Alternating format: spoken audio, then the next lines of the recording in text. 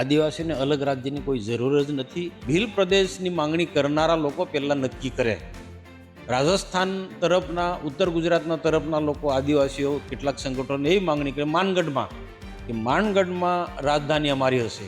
અને બીજા આ તરફના બીજા કેટલાક ટ્રાઇબલ સંગઠનો, કેટલાક રાજકીય નેતાઓ, મારે કોઈનું નામ નથી લેવું, એ ભીલ પ્રદેશ કેવડિયા કોની રાજધાની બનવી જોઈએ આ રીતના. તો આ એક લોકોને, યુવાનોને ગેરમાર્ગે દોરવાની વાત છે. પહેલાં એ નક્કી કરો તમે લોકો કે તમે ભીલ પ્રદેશ બનાવવાના છે, એના એજન્ડા શું છે, કઈ રેવન્યુ જનરેટર કઈ રીતના કરવાના છે, અને રાજધાની ક્યાં હોઈ શકે, શું છે. પાકિસ્તાનની જે ઝુંબેશ ચલાવનારા લોકોને વિદેશી ફંડ મળે છે.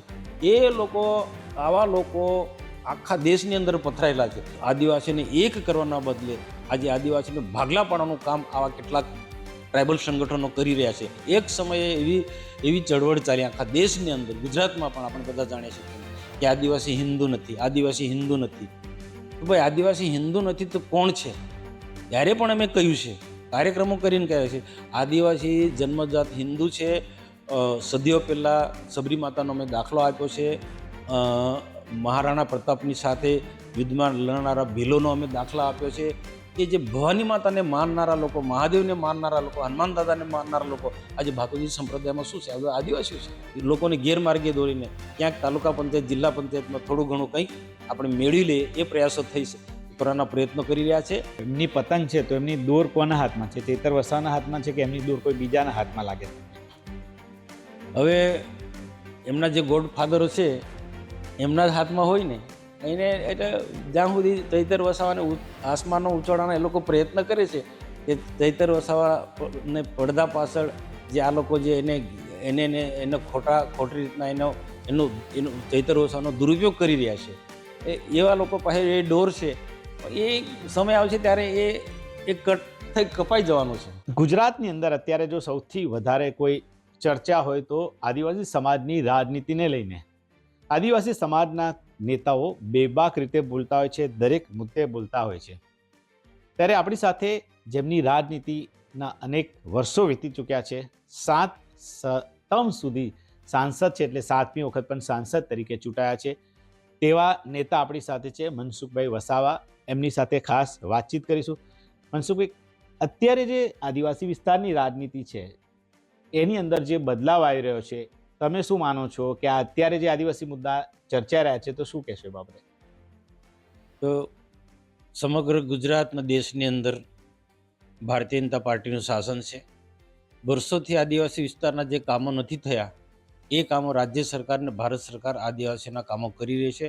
આદિવાસીનો પણ એક સમાન વિકાસ થાય, એક સર્વાંગી વિકાસ થાય, એને લઈને અનેક પ્રકારની રાજ્ય સરકારની અને ભારત સરકારની યોજનાઓ છે.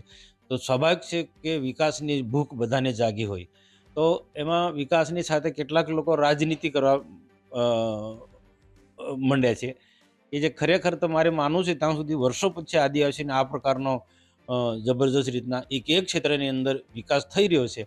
તો એમાં ક્યાં ઘટે છે, ક્યાં ખૂટે છે, એને ધ્યાનમાં લઈને સામૂહિક રીતના લોકોએ જ્યાં પણ રજૂઆત કરવી જોઈએ ત્યાં રજૂઆત કરીને આદિવાસીનો હજુ પણ વિકાસ વધારે કરવો જોઈએ. શૈક્ષણિક રીતે, સામાજિક રીતે, કૃષિ ક્ષેત્રે અથવા તો રોજગાર ધંધા, કોઈ પણ ક્ષેત્રે જ્યાં ઘટતું હોય એને ધ્યાનમાં લઈને એ મુદ્દા યોગ્ય જગ્યાએ રજૂઆત કરવી જોઈએ. પણ કેટલાક નેગેટિવ જે વાતો કરે છે એને લઈને કેટલાક આ રાજકીય મુદ્દા ઉછળ્યા છે હમણાં. તમે જે નેગેટિવ વાતની વાત કરી તો એક મુદ્દો અત્યારે ચર્ચા રહ્યો છે, અલગ આદિવાસીઓનો રાજ્યનો જે મુદ્દો. આ મુદ્દાને લઈને રાજ્યના કેબિનેટ મિનિસ્ટર કુબેર ડિંડોરે પણ કહ્યું કે જે આદિવાસી સમાજનો સર્વાંગી વિકાસ થાય અને જો અલગ રાજ્યની ખરેખર જરૂર હોય તો હું ને મનસુખભાઈ મોદી સાહેબને મળીએ અને અલગ રાજ્યની માંગ કરીએ. તમે શું માનો છો કે આ અલગ રાજ્યની માંગ છે એને તમે કઈ રીતે જોઈ રહ્યા છો? એ રાજકીય માંગ છે કે પોતાની કોઈક વાતને મનાવવા માટેની માંગ છે કે ખરેખર આદિવાસી સમાજ માટે અલગ રાજ્યની જરૂર છે? જો આદિવાસીને અલગ રાજ્યની કોઈ જરૂર જ નથી. આ ગુજરાતમાં, દેશની અંદર બધી જ પાર્ટીના લોકો લગભગ રાજકીય રીતના ફેંકાઈ ગયા છે. ગુજરાતમાં પણ હવે એમની પાસે બીજા કોઈ એવા મુદ્દા નથી કે લોકોને કઈ રીતના ટકી રહેવું. એને લઈને કેટલાક આવા રાજકીય મુદ્દા અલગતાવાદી કેટલાક સંગઠનોના સાથે મળીને અલગ ભીલિસ્તાન કે ભીલ પ્રદેશની માંગણી કરી રહ્યા છે. આ જે લોકો અલગ ભીલ પ્રદેશની જે માંગણી કરે છે, એ એ લોકોને જ કુબેરભાઈ ડિંડોરે એવો જવાબ આપ્યો છે કે ભાઈ તમે આજે રાજ્ય સરકાર એક ક્ષેત્રને ધ્યાનમાં રાખીને આદિવાસીનો વિકાસ કરી રહી છે, તો તમે આ વિકાસના વિકાસમાં શા માટે રોડા નાખો છો?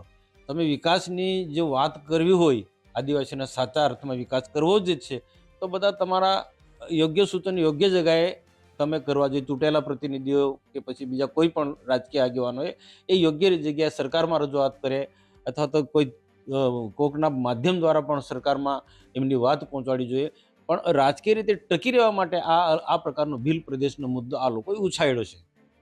એ મુદ્દો લઈને રાજનીતિ થાય છે. બીજો એક મુદ્દો છે કે હાલમાં છેલ્લા કેટલાય સમયથી જે આદિવાસી વિસ્તારની અંદર અનેક મુદ્દાને લઈને દેખાવો થતા હોય છે, ખાસ કરીને યુથ, કે એવું શું લાગે છે કે જે આજનું જે યુવા છે, ખાસ કરીને આદિવાસી યુવાનો છે, એ ધીરે ધીરે ભાજપ પાસેથી હવે આમ આદમી પાર્ટી સાથે જોડાઈ રહ્યા હોય એવું આમ આદમી પાર્ટી પણ કરી છે ને, એવા વિડીયોને એ પણ સામે આવતા હોય છે. તમે શું માનો છો કે જે આદિવાસી યુથ છે, તો એ આમ આદમી પાર્ટીના ધારાસભ્ય ચેતર વસાવાને આમ આદમી પાર્ટી સાથે આકર્ષાઈને કેમ જઈ રહ્યું છે?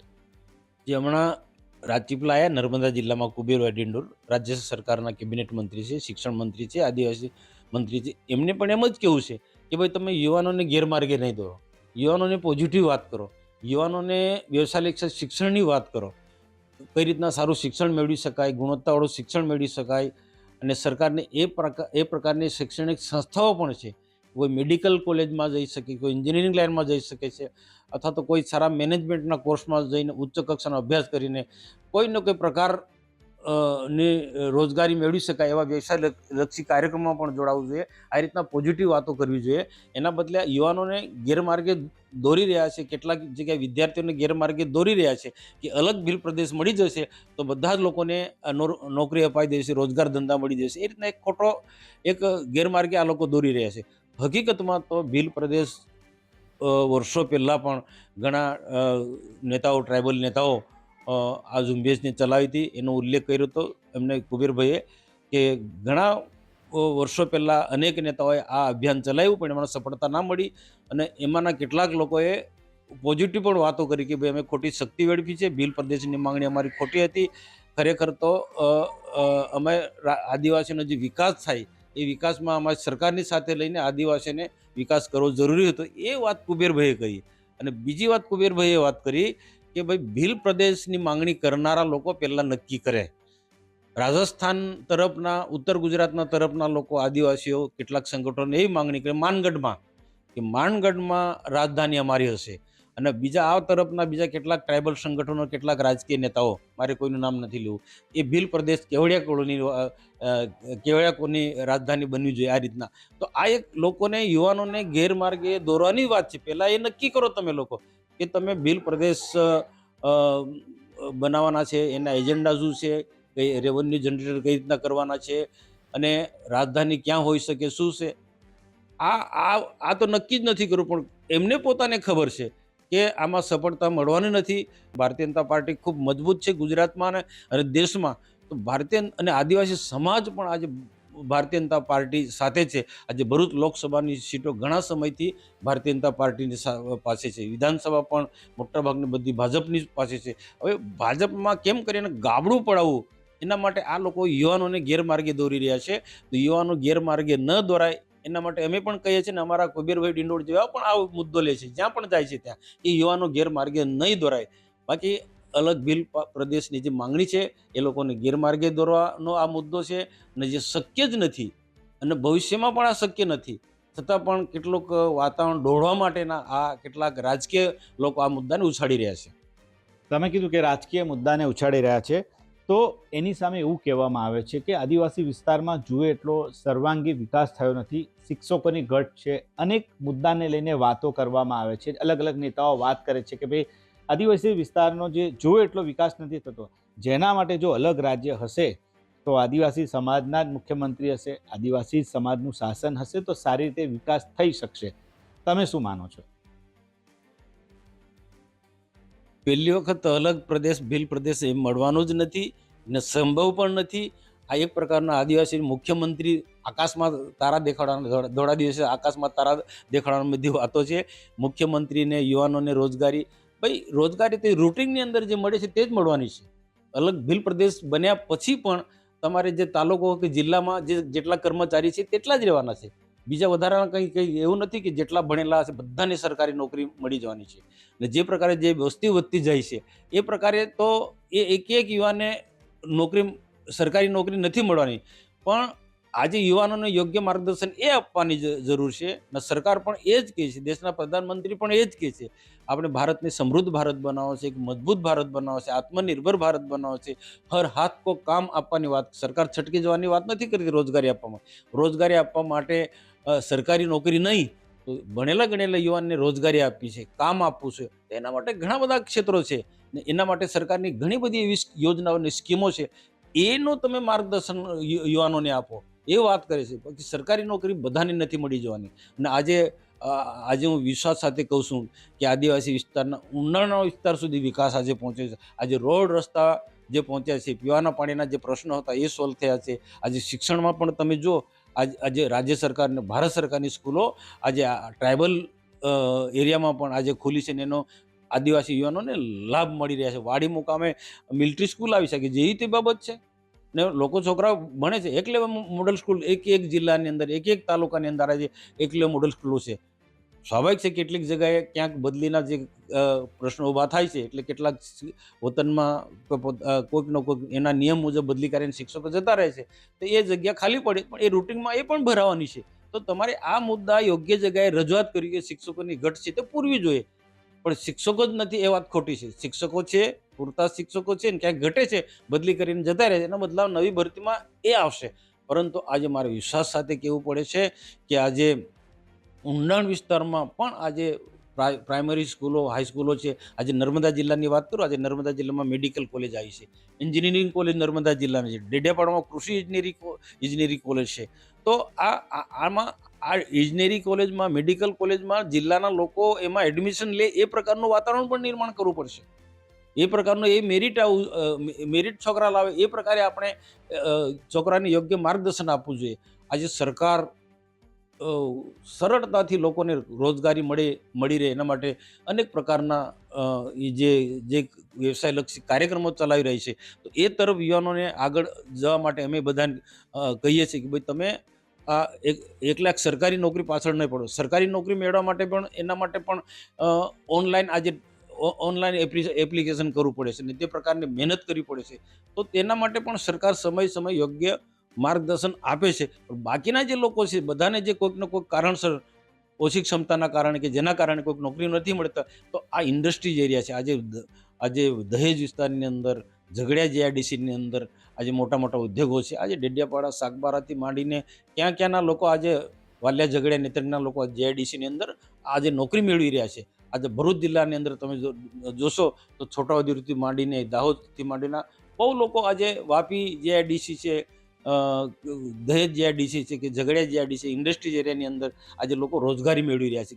અને હજુ પણ અમે કહીએ છીએ, હજુ પણ આવનારા દિવસોમાં આ ભારતીય જનતા પાર્ટીની શાસનના અંદર ઘણા ઉદ્યોગો આવવાના છે. તો એવા ઉદ્યોગોની અંદર આપણે નોકરી મેળવવા માટે એમાં લાયકાત કેળવી પડે, સક્ષમ બનવું પડશે. તો એના માટે અમે યુવાનોને કહીએ છીએ કે તમે વધુ નથી ભણી શકતા, કોઈને કોઈ કારણસર અભ્યાસ છૂટી ગયો તો તમે આઈટીઆઈમાં જોડાઓ. અને જે ઉદ્યોગોને જે પ્રકારના જે ટ્રેડ અનુરૂપ કારીગરોની જરૂર છે એ પ્રકારના ટ્રેડમાં તમે જોડાઓ, જેથી કરીને ઉદ્યોગોમાં સરળતાથી તમને રોજગારી મળે. અમે આ જ વાત લોકોને કહીએ છીએ. આજે શિક્ષણ મંત્રી નર્મદામાં આવ્યા, રાજપીપળા રાજેન્દ્ર હાઈસ્કૂલમાં, પણ એના માટે એટલા માટે કે અહીંયા એક યોગ્ય દિશા આપવી જોઈએ. અને કેટલાક નેગેટિવ વાતો કરે છે એમાં લોકો નહીં જોડાય એ વાત કહેવા માટે તે આવ્યા હતા. અને એ અહીંયા પૂરતું નહીં, એ દરેક જગ્યાએ આ વાત કરે છે. કારણ કે સરકારની જવાબદારી છે કે યોગ્ય દિશા, યોગ્ય માર્ગદર્શન આપવાનું. ને સરકાર તે કરી રહી છે. ને જે નેગેટિવ જે વાતો કરે છે, ભાગલા પાડવાની જે વાતો કરે છે, એવાને અમે ખુલ્લા પણ પાડીએ છીએ. વાત પણ બરોબર છે. આજે ઘણી એવી સંસ્થાઓ છે કે જે અલગ આદિવાસીને અલગ રીતના ગેરમાર્ગે દોરે છે, ગુમરાહ કરે છે. તો અમારી ફરજ છે કે આવા લોકોથી લોકો સાવધાન રહે. નહીં તો બીજા અન્ય પ્રદેશોની અંદર જે ઘટના, મણિપુર જેવી જે ઘટના ઘટે છે એવી ઘટના ઘટતી થઈ જાય. તો તો એનાથી બચવા માટે પણ અમે એક જવાબદાર પાર્ટીના લોકો છે, જેની સરકાર છે એવી સરકારના માણસોને અમારી ફરજ છે કે યુવાનોને આદિવાસીને યોગ્ય દિશા આપવાની. તમે આજે વાત કરી કે યોગ્ય દિશા આપવાની, પરંતુ બીજી જો વાત કરીએ તો હાલની દ્રષ્ટિની અંદર જે ટ્રાઇબલ બેલ્ટની અંદર જે સ્થાનિક સ્વરાજની ચૂંટણી આવી રહી છે, તો તમને શું માનો છે કે જે કોંગ્રેસ પાર્ટી જે છે વિધાનસભામાં એમનું ખરાબ પ્રદર્શન હતું, સ્થાનિક સ્વરાજની ચૂંટણીમાં ભાજપ માટે પડકારરૂપ કોંગ્રેસ રહેશે કે આમ આદમી પાર્ટી રહેશે? શું લાગે તમને? ખાસ કરીને આપણો જે ભરૂચ, નર્મદા, દાહોદ અને છોટાઉદેપુરનો જે વિસ્તાર છે, ટ્રાઇબલ બેલ્ટની અંદર ભાજપ માટે પડકારરૂપ અત્યારે આમ આદમી પાર્ટી બનતી જઈ રહી છે એવું લાગે છે કે નહીં, અને શું કહેશો એ બાબત તમે? જો ભારતીય જનતા પાર્ટીની જે વિકાસલક્ષી યોજના છે ને તેમાં ખાસ કરીને ટ્રાઇબલની જે વિકાસની યોજના છે, ગુજરાત પેટર્ન છે કે વનબંધુ કલ્યાણ યોજના અથવા તો બોર્ડર વિલેજના જે અલગથી યોજના આવે છે, આને લઈને આદિવાસી સમાજની અંદર જબરજસ્ત મોટો વિકાસ થઈ રહ્યો છે. આજે મેં આપણે શરૂઆતમાં જ કહ્યું ને કે ઇન્ટ્રેલ એરિયાની અંદર પણ આજે રોડ રસ્તા બન્યા છે, અને રોડ રસ્તા બનવાના કારણે આજે માલ સામોટથી માંડીને માથાસરથી માંડીને એવા ડુંગર વિસ્તારમાં પીપલોદમાં તમે જોજો તો આજે ઉનાળામાં પણ લોકો પ્રધાનમંત્રી કુસુમ યોજના અંતર્ગત સિંચાઈ કરે છે અને સારામાં સારું આવક એ લોકો મેળવી શકે છે. તો સરકાર આદિવાસી વિસ્તારની અંદર જબરજસ્ત રીતના વિકાસ કરી રહી છે અને શૈક્ષણિક દ્રષ્ટિએ પણ ખૂબ ધ્યાન આપી રહી છે. તો એવા સંજોગોમાં આ જે લોકો જે છે, કોંગ્રેસ હશે કે આમ આદમી પાર્ટીના લોકો, એમની પાસે કોઈ રાજકીય મુદ્દા નથી, એટલે ભાજપને કેમ કરીને ડેમેજ કરવું એના માટે કેટલાક નેગેટિવ મુદ્દા આ લોકો અપનાવી રહ્યા છે. સ્થાનિક સ્વરાજની ચૂંટણીમાં એ જ વાત કહું છું કે નેગેટિવ મુદ્દા ઉછાળીએ તો લોકોને ગેરમાર્ગે દોરીને સ્થાનિક સ્વરાજ્યની ચૂંટણીમાં તાલુકા પંચાયત, જિલ્લા પંચાયત કે નગરપાલિકામાં અમને થોડો લાભ મળી જાય, એટલા માટે બિલકુલ નેગેટિવ વાતો કરી રહ્યા છે અને લોકોને ગેરમાર્ગે દોરી રહ્યા છે. રાજકીય એક પ્રકારનું આ હું તો કહું એક પ્રકારનું આ ભારતીય જનતા પાર્ટીને ડેમેજ કરવા માટે કેટલીક વિદેશી તાકાતોના ઈશારે આ કેટલાક ષડયંત્રો થઈ રહ્યા છે. કોણ હોઈ શકે કે જે વિદેશી તાકાતો જે છે એ કયા પક્ષને સપોર્ટ કરી રહી હોય એવું તમને લાગે છે હાલની દ્રષ્ટિએ, ખાસ કરીને આદિવાસી વિસ્તારમાં? જે એક સમયે એવું હતું ને કે આદિવાસી વિસ્તારોની અંદર કોઈ સેવાના નામે આદિવાસીને ભોળવવા માટે આવ્યા છે, એટલે કોઈને કોઈ રીતના આદિવાસીઓ હક ને અધિકારની વાતો કરવાવાળા લોકો આ જે પણ બધા હોય, કેટલાક જે સંગઠનો છે એ સંગઠનો આ એક પ્રકારનો એજન્ડા છે કે જે કરીને જે બીજા અન્ય રાજ્યોની અંદર પણ એમના એજન્ડામાં એ લોકો ક્યાંક મહદ અંશે સફળ રહી ગયા. મણિપુર જેવા વિસ્તારની અંદર હું માનું છું ચોક્કસ કે મણિપુરમાં પણ જે આદિવાસી છે, જે સાચો આદિવાસી છે, એ આદિવાસી સાથે ન્યાય થવો જોઈએ, એને હક ને અધિકાર મળવો જોઈએ, એનું માન સન્માન જોડાવે, અને તે પ્રકારે સરકાર કરી રહી છે. પણ કેટલાક આવા જે તત્વો છે કે વિદેશી તાકાતોના આધારે આપ સમજી શકો છો કે મણિપુરમાં કોણ ત્યાંની સરકારને ડિસ્ટર્બ કરી રહ્યું છે. તો એ આખા દેશની અંદર આવા તત્વો આપણા ગુજરાતની અંદર પણ પ્રયત્ન કરી રહ્યા છે વાતાવરણ ડિસ્ટર્બ કરવાનું, એવું તમારું કેવું છે? વર્ષોથી આ દેશની અંદર કેટલાક અલગતાવાદી પરિબળો જે છે, પાકિસ્તાનની જે ઝુંબેશ ચલાવનારા લોકોને વિદેશી ફંડ મળે છે. આવા લોકો આખા દેશની અંદર પથરાયેલા છે.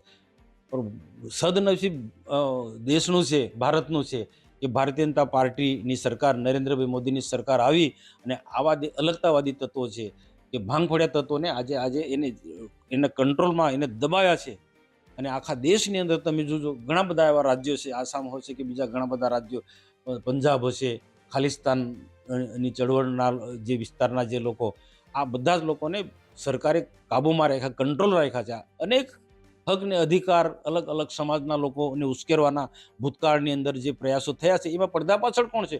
પડદા પાછળ આવા વિદેશી એજન્ટો, કેટલીક એવી બની બેઠેલી વર્ષો જૂની કેટલીક સંસ્થાઓ, ગરીબોના નામે સંસ્થાઓ બનાવી દીધી, પણ હકીકતમાં હક ને અધિકારની ખાલી વાતો કરે છે.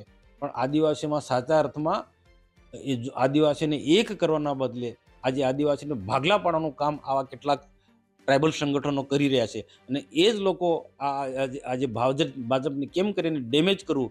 ને દેશ અને ગુજરાતની અંદર ભાજપ મજબૂત છે, નરેન્દ્ર મોદીની સરકાર મજબૂત છે, ગુજરાતમાં ભૂપેન્દ્રભાઈ પટેલની સરકાર મજબૂત છે.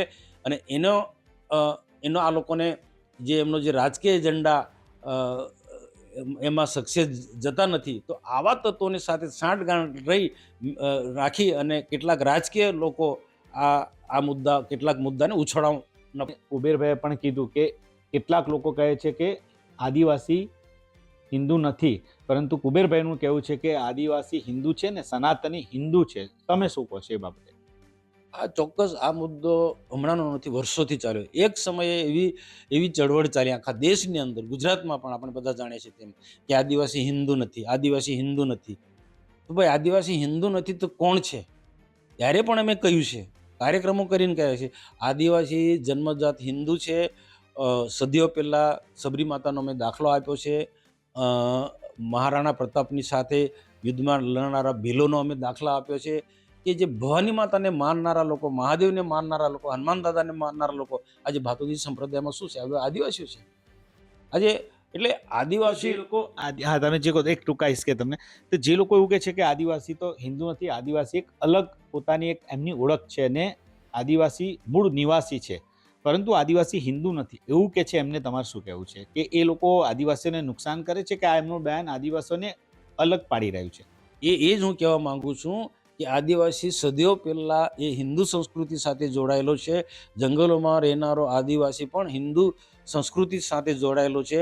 અને એ એક સૂર્યની ઉપાસના કરનારો, નદીની ઉપાસના, વૃક્ષોમાં વૃક્ષોમાં અલગ અલગ વૃક્ષોમાં દેવ માને છે, વૃક્ષોને દેવ માને છે. એવો આદિવાસી એ હિન્દુ સંસ્કૃતિ સાથે જોડાયેલો છે, એ પોતે હિન્દુ છે.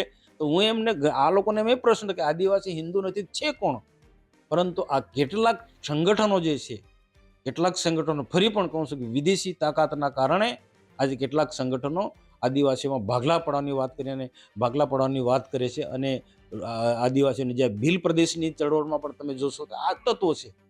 બાકી આદિવાસીને તમે એક કરો, આદિવાસીને સંગઠિત કરો, અને સંગઠિત કરીને શિક્ષણના મુદ્દાઓ ઉપાડો, કૃષિ સિંચાઈના મુદ્દાઓ ઉપાડો, રોજગારી ક્યાંથી મળે એ મુદ્દાઓ ઉપાડો, આદિવાસી કઈ રીતના વ્યવસાયિક રીતના આગળ વધે એ પ્રકારના મુદ્દા ચાલવા જોઈએ. આજે બધા બાકીના સમાજમાં મારો ઉલ્લેખ નથી કરવો, આપણે જોઈ શકીએ છીએ કેટલાક લોકો રાજકારણથી ઉપર ઉઠીને સમાજના વિકાસ માટે, સમાજને કઈ દિશાએ વિકાસના માર્ગે લઈ જવું એ તરફ શૈક્ષણિકથી માંડીને બધી જ રીતના આજે એમના સંગઠનો કામ કરી રહ્યા છે. જ્યારે આદિવાસીના જે સંગઠનો છે એ ભાગલા પાડવાની વાત કરે છે. આદિવાસીઓ અંદર લડે એ પ્રકારના આ ટ્રાઇબલ સંગઠનો વાત કરી રહ્યા છે. એટલે આદિવાસીઓનું સંગઠન મજબૂત બનાવવા માટે આદિવાસીઓના ભાગલા પાડવાના કેટલાક રાજકીય પોતાની ખીચડી પકવા માટે, જે ભવિષ્યમાં પણ સત્તામાં આવવાના જ નથી, એવા લોકો આજે પોતાની પાર્ટીને મજબૂત કરવા માટેના આ પ્રકારના પ્રયાસો કરી રહ્યા છે. એ કોણ તત્વ છે કે જે આદિવાસીઓમાં ભાગલા પાડી રહ્યા છે? એ આદિવાસી છે, બિન આદિવાસી છે, રાજકીય સંગઠન છે, કોણ છે? એનું નામ કોણ છે? મતલબ એ લોકો કોણ છે? એમાં બધા જે આદિવાસી જે આગેવાનો છે, આદિવાસી સમાજના જે જાગૃત લોકો છે, બધા જ જાણે છે. એમાં મારે ઉલ્લેખ નહીં તો મોટો રાજકીય આદિવાસી એક થાય એના માટેના પ્રયાસ થયો. આદિવાસી એક થાય ને આદિવાસીના પ્રશ્નો ઉકેલાય, આદિવાસી ખૂબ પ્રગતિ કરી, એક ક્ષેત્રે પ્રગતિ કરી, એ અભિયાન લઈને જ્યારે હું ચાલું છું, અને સામેના લોકો કોંગ્રેસના હોય કે આમ આદમી પાર્ટીના લોકો હોય એમને પણ હું મળું છું. અને આદિવાસી બધા ભેગા થઈએ અને કોઈ નેગેટિવ વાતો ના કરે અને વિકાસની વાતો લઈને આપણે બધા ચાલે, એ મારું અભિયાન ચાલુ છે. ત્યારે હમણાં મારે કોઈનું નામ લેવું નથી, પણ જે લોકો જાણે છે તે જાણે છે કે આ બધું રાજકીય મુદ્દો કોણ બનાવે છે. આદિવાસીઓના નામે આ રાજકીય પાર્ટીને મજબૂત કરવાના અભિયાન લઈને કોણ ચાલે છે, બધાને ખબર છે. બીજું મનસુખભાઈ, કે ખાસ કરીને જે અત્યારે ઉત્તરાયણનો પર્વ છે, ઉત્તરાયણના પર્વમાં પતંગ ચગતી હોય છે અને પતંગ આકાશમાં જતી હોય તે દોરીથી કપાતી હોય છે. તમે શું માનો છો કે અત્યારે આમ આદમી પાર્ટીની પતંગ સ્થાનિક સ્વરાજની ચૂંટણી સુધી ચગશે? તમે શું માનો છો કે એમનો પતંગ કેટલો ચગશે સ્થાનિક સ્વરાજની ચૂંટણીને, અને શું જોવા મળશે આગામી દિવસોમાં? આજે ઉત્તરાયણ પર્વે પણ ઘણા બધા પોતપોતાનો પતંગો પોતાની રીતના ચગાવવાના છે. ભારતીય જનતા પાર્ટી ગુજરાતના દેશની અંદર નરેન્દ્રભાઈ મોદીનો પતંગ આસમાનમાં ચગવાનો જ છે. એને કોઈ તાકાત નથી કે કોઈ કાપી શકે. પણ રાજકીય રીતે પણ કહું, કેટલીક જે પાર્ટીના જે લોકો જે છે એ કેટલાક મુદ્દાને લઈને, અલગ બિલિસ્તાન પ્રદેશ જેવા મુદ્દાને લઈને છીછરા મનના લોકો આવા મુદ્દાને ઉછાળીને લોકોને ગેરમાર્ગે દોરીને ક્યાંક તાલુકા પંચાયત, જિલ્લા પંચાયતમાં થોડું ઘણું કંઈક આપણે મેળવી લઈએ એ પ્રયાસો કરવાના પ્રયત્નો કરી રહ્યા છે. પણ ગુજરાતના આદિવાસીઓ ખૂબ જાગૃત છે, સજાગ છે. કદાચ થોડા ઘણા લોકો આવી જાય, થોડા ઘણા લોકો છેતરા જાય, પણ મોટાભાગના લોકો સમજદાર લોકો છે, જેની સરકાર છે, આદિવાસીના કામો થાય છે અને ખૂબ સારા કામો થાય છે અને એનો બધા લોકોને લાભ લે છે. આવા લોકોને સપોર્ટ નથી આવવાના. જ્યાં કેટલાક લોકો જે મેં જે આપની વાત કરી, ખોટી વિચારધારાના લોકો જે છે એવા લોકો થોડા સરકાર વિરુદ્ધમાં કે પાર્ટી વિરુદ્ધમાં ચાલવાના, પણ એમને તાલુકા પંચાયત, જિલ્લા પંચાયતની ચૂંટણીમાં એમને સફળતા મળવાની નથી. અને વાત રહી કોંગ્રેસ, આ વખતે આમ આદમી પાર્ટીને સહયોગ કરવાની નથી, કારણ કે આમ આદમી પાર્ટીની જે વિચારધારા અલગ છે અને કોંગ્રેસની વિચારધારા અલગ છે. કારણ કે કોંગ્રેસ એક નેશનલ લેવલની પાર્ટી છે, જ્યારે એક આમ આદમી પાર્ટી ગુજરાતમાં તો કશું જ નથી. એક 2-3 ધારાસભ્યો છે અને એની પણ સ્થિતિ આપ બધા જાણો છો. ચૈતરભાઈ વસાવા હું ચોક્કસ માનું છું કે એક નવયુવાન છે, ઉત્સાહી અને ભણેલો ગણો યુવાન છે. એનામાં પડેલી શક્તિ છે, એને પોઝિટિવ રીતના એને પ્રજાના ઉપયોગ માટે, આદિવાસીના વિકાસના માટે એને એ શક્તિને વાપરવી જોઈએ. કાંઈક લોકોને ગેરમાર્ગે નહીં જવા, યુવાનોને ગેરમાર્ગે નહીં દોરવા જોઈએ. અને જે સરકાર છે ને સરકારના જે યોજનાઓ છે, યોજના કંઈ સરકારની યોજના છે એટલે ભાજપ સરકાર છે એટલે ભાજપવાળાને લાભ મળે એવું નથી. આજે પ્રતિનિધિ તરીકે એ પ્રયાસ કરે, આમ જનતાને જે જરૂરિયાતમંદ લોકો છે, જેના માટેની યોજના છે, એ કોઈ પણ ચૂંટાયેલો પ્રતિનિધિ તાલુકા પંચાયતનો, જિલ્લા પંચાયત કે ધારાસભ્ય પ્રયાસ કરે તો એ જરૂરિયાત લોકો સુધી એ યોજના એ પહોંચાડી શકે છે. તો આ પ્રયાસો કરે છે ચૂંટાયેલા લોકો, ધારાસભ્યો હોય, સંસદ સભ્યો હોય કે તાલુકા જિલ્લા પંચાયતના લોકો, આવા જે સરકારની સારી યોજના છે લોકો સુધી પહોંચાડવાનો પ્રયાસો કરશે તો આદિવાસીનો વિકાસ થવાનો છે. આવી વાતો કરવી જોઈએ, નેગેટિવ વાતો નહીં કરવી જોઈએ. ભાજપ દેશ અને ગુજરાતની અંદર આસમાને એનો પતંગ ચગી રહ્યો છે. કોઈ એવી તાકાત નથી કે અમારો પતંગ કોઈ કાપી શકે. આ તાલુકા પંચાયત, જિલ્લા પંચાયતની ચૂંટણીમાં પણ આખા ગુજરાતની અંદર અને ભરૂચ ને નર્મદા જિલ્લામાં પણ ભારતીય જનતા પાર્ટી તાલુકા પંચાયત, જિલ્લા પંચાયત બનાવશે. ચૈતર વસાવા જે છે, તમે કહો કે એમની પતંગ છે તો એમની દોર કોના હાથમાં છે? ચૈતર વસાવાના હાથમાં છે કે એમની દોર કોઈ બીજાના હાથમાં લાગે તમને? હવે એમના જે ગોડફાધરો છે એમના જ હાથમાં હોય ને એને, એટલે જ્યાં સુધી ચૈતર વસાવાને આસમાનો ઉંચાડવાના એ લોકો પ્રયત્ન કરે છે કે ચૈતર વસાવાને પડદા પાછળ જે આ લોકો જે એને ખોટી રીતના એનો ચૈતર વસાવાનો દુરુપયોગ કરી રહ્યા છે, એવા લોકો પાસે એ ડોર છે. એ સમય આવશે ત્યારે એ કટ થઈ કપાઈ જવાનું છે. ઘણી આપણે લાંબી વાત કરી કે વિકાસને લઈને વાત કરી, એને લઈને આદિવાસી સમાજના યુવાનોને મનસુખભાઈ 7 ટર્મથી સાંસદ છે, એક વડીલ તરીકે જો સલાહ આપતા હોય, શું સલાહ આપે છે કે આદિવાસી સમાજના યુવાનોએ આગળ આવવું હોય તો શું કરવું જોઈએ? એક નાનકડી વાત તમે શું કહેશો એમને? જો આદિવાસી સમાજ, હું 1984 રાજનીતિમાં છું અને 1995થી સતત સત્તાધારી પાર્ટીની સરકાર સાથે રહીને મેં કામ કર્યું છે. 1995માં ધારાસભ્ય હતો, ગુજરાત સરકારમાં પણ મંત્રી હતો, ત્યાર પછી 98થી સતત લોકસભામાં ચૂંટાઈને જાઉં છું. જે એક મેં વસ્તુ જોયું છે કે આદિવાસી આખા દેશની અંદર હજુ જેટલું જે પ્રકારે સંગઠિત હોવો જોઈએ તે નથી. આદિવાસી સમાજના અનેક પ્રશ્નો છે દેશ ને ગુજરાતની અંદર, પરંતુ એ જ્યાં સુધી આદિવાસી સમાજ સંગઠિત ન થાય ત્યાં સુધી આ પ્રશ્નો જે ઝડપથી ઉકેલાવા જોઈએ તે રીતના એ ઉકેલાવા નથી.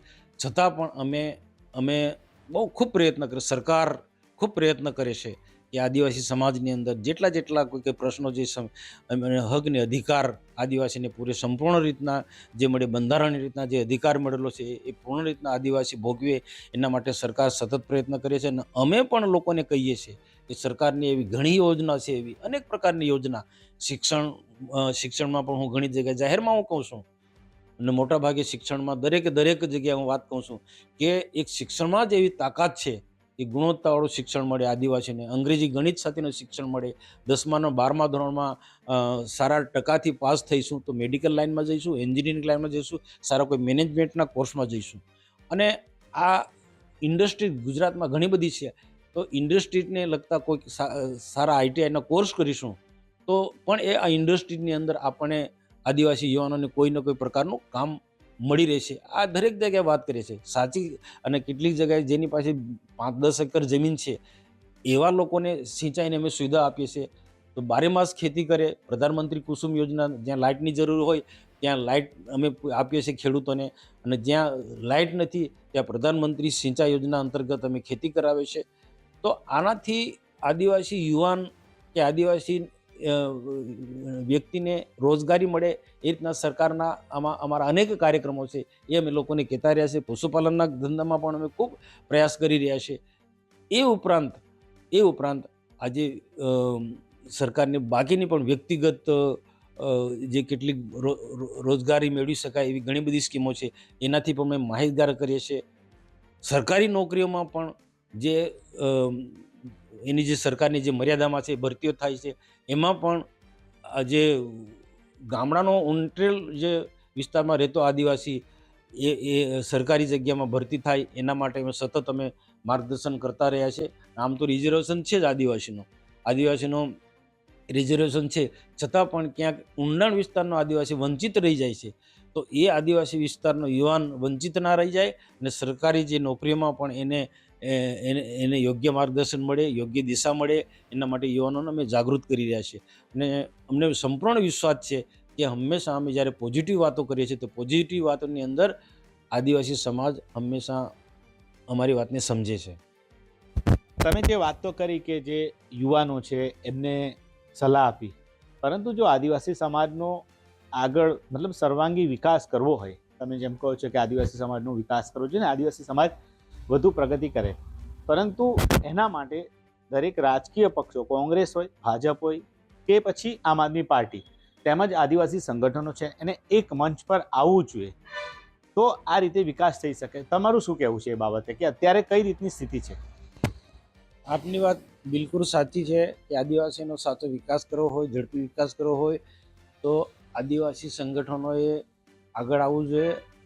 અને બધા એક મંચ પર બધાને સાથે રાખીને, અલગ અલગ પાર્ટીના લોકોને પણ એમને સાથે રાખીને આદિવાસીને કઈ દિશામાં વિકાસ કરવો જોઈએ એ રીતના કાર્ય કરવું જોઈએ. પણ તે નથી થતું, કારણ કે આદિવાસી સંગઠનો ક્યાંક ને ક્યાંક વિભાજિત છે. આદિવાસી સંગઠનો જ એવા છે કે આદિવાસીનું સંગઠન કે આદિવાસીની જે એકતા છે એ એકતા તોડવાના પ્રયાસો કરી રહ્યા છે. આજે થોડા વર્ષ પહેલાં આપણે જોઈએ છે રાજપીપળામાં આદિવાસી એકતા પરિષદનું સંમેલન હતું, બહુ મોટું સંમેલન હતું અને બહુ મોટી સંખ્યામાં લોકો હતા. પરંતુ આપણા આદિજાતિ કલ્યાણ મંત્રી, કેબિનેટ મંત્રી જે ગણપતભાઈ વસાવા, કે જે ખરેખર સાચા અર્થમાં આદિવાસીનો ખૂબ વિકાસના કામો કરી રહ્યા છે, એના પર એમને હુરિયો બોલાયો, એના પર પથ્થરમારો કર્યો અને ખૂની એટેક કર્યો એના પર. જો સમયસર ભાગી ન ગયા હોત તો એમને જાનહાનિ પણ થઈ શકતી હતી. તો આવા સંજોગોમાં આપણે કઈ રીતના આદિવાસીને એકતાની વાતો કરી શકીએ? ને એના ગયા વર્ષની જે વાત કરું કે બલેશ્વર મુકામે વસાવા સમાજનું સંમેલન હતું, એ વસાવા સમાજના સંમેલનમાં પણ આ જ એકતા પરિષદના લોકો, એને ખાસ કરીને ડૉક્ટર શાંતિકર વસાવાએ જે મંચ પર બેસવું જોઈએ એના બદલે લોકોની વચ્ચે રહ્યા અને લોકોને ઉશ્કેરી અને આખો માહોલ બગાડ્યો, ખોટા સૂત્રોચ્ચાર કર્યા અને મંચ પર બેઠેલા આદિવાસી સમાજના જે શ્રેષ્ઠીઓ હતા, ક્લાસ 1, ક્લાસ 2 અધિકારીઓ, એના માટે બીભત્સ પ્રકારના શબ્દો બોલ્યા, એમને નીચા દેખાય એ રીતના એમને શબ્દો ઉચ્ચાર્યા. તો એ ખરેખર આવા જે લોકો જે છે આદિવાસી સમાજના સંગઠનના લોકો, એ ખરેખર આદિવાસીઓને જોડાના બદલે આ રીતના તોડી રહ્યા છે. તો આવા જે સંમેલનો, મોટા સંમેલનો થાય છે, એ સંમેલનો પણ ત્યાં શાંતિપૂર્વક એ સંમેલનો યોજાતા નથી. આ બલેશ્વરનું બલેશ્વરની જે ઘટના છે એ બહુ નિંદનીય છે, વસાવા સમાજનું સંમેલન હતું, તે આદિવાસી એકતા પરિષદના લોકોએ આખું છિન્ન ભિન્ન કરી નાખ્યું. રાજપીપળાની જેમ ત્યાં પણ અમારા કેટલાક નેતાઓ પર, અમારા જેવા લોકો પર ત્યાં એટેક થવાનો હતો, પણ અમને ખ્યાલ આવી ગયો. તો આ પ્રકારની માનસિકતાવાળા લોકો આદિવાસીને કઈ રીતના દિશા આપી શકવાના અને કઈ રીતના આદિવાસીનું સંગઠન કરી શકવાના છે. એટલે આ આદિવાસી જે નેતાઓ છે, આદિવાસી સંગઠનો રાજકારણથી અલગ થઈ અને ખરેખર સાચા અર્થમાં આદિવાસીને વિકાસના માર્ગે લઈ જવું છે, એ સાથે કામ કરશે તો જ આદિવાસી સમાજ આગળ આવી શકે છે. તો આ હતા ભરૂચના સાંસદ મનસુખભાઈ વસાવા. તેમનું કહેવું છે કે આદિવાસી સમાજનો જો સર્વાંગી વિકાસ કરવો હોય તો દરેક રાજકીય સંગઠનો અને રાજકીય પક્ષો અને સામાજિક સંગઠનોને એક મંચ પર આવવું જોઈએ. તેમજ તેમણે યુવાનોને કહ્યું કે અલગ જે ભીલ પ્રદેશની માંગ છે એ ખાલી એક નામ પૂરતી વાત છે, પરંતુ આદિવાસી સમાજના યુવાનોએ જો વધુ આગળ વધવું હોય તો તેમણે કહ્યું કે શિક્ષણ વધુમાં વધુ મેળવવું જોઈએ. જેની પાસે ખેતી હોય તો તેમને ખેતી કરવી જોઈએ. સાથે સાથે તેમને અનેક જે સમસ્યાઓ છે તે લઈને પણ કહ્યું કે કઈ રીતે તેનો ઉકેલ આવે. પરંતુ તેમનું સ્પષ્ટ કહેવું છે કે અલગ જે ભીલ પ્રદેશની માંગ છે એ માંગ ખોટી છે અને આ માંગ ગેરવ્યાજબી પણ છે. અને તેમનું કહેવું છે કે ભૂતકાળમાં અનેક નેતાઓ આ બાબતે રજૂઆત કરી ચૂક્યા છે, તેઓ નિષ્ફળ રહ્યા હતા. ત્યારે સાંસદ મનસુખભાઈ વસાવાએ સ્પષ્ટ કીધું છે કે આદિવાસી સમાજ માટે અલગ ભીલ પ્રદેશની કોઈ જરૂર છે નહીં. સાથે તેમણે એમ પણ કહ્યું કે ઉત્તરાયણનો પર્વ જે છે ત્યારે તેમનું કહેવું છે કે આકાશની અંદર ભારતીય જનતા પાર્ટીનો જ જે પતંગ છે એ આસમાનમાં સૌથી ઊંચો રહેશે અને જિલ્લા પંચાયતની ચૂંટણીમાં પણ એ જ પતંગ પૂરેપૂરો ચકશે, એની નજીક પણ કોઈ નહીં આવે, તેમ તેમનું સ્પષ્ટ કહેવું છે. સાથે સાથે એમનું એવું પણ કહેવું છે કે સ્થાનિક સ્વરાજની ચૂંટણીની અંદર કોંગ્રેસ અને આમ આદમી પાર્ટીનું ગઠબંધન પણ નહીં થાય તેવું તેમનું કહેવું છે, કારણ કે બંનેની જે વિચારધારા હાલ મેળ ખાય તેવી નથી. નરેન્દ્ર પેપરવાલા, ગુજરાત તક, નર્મદા.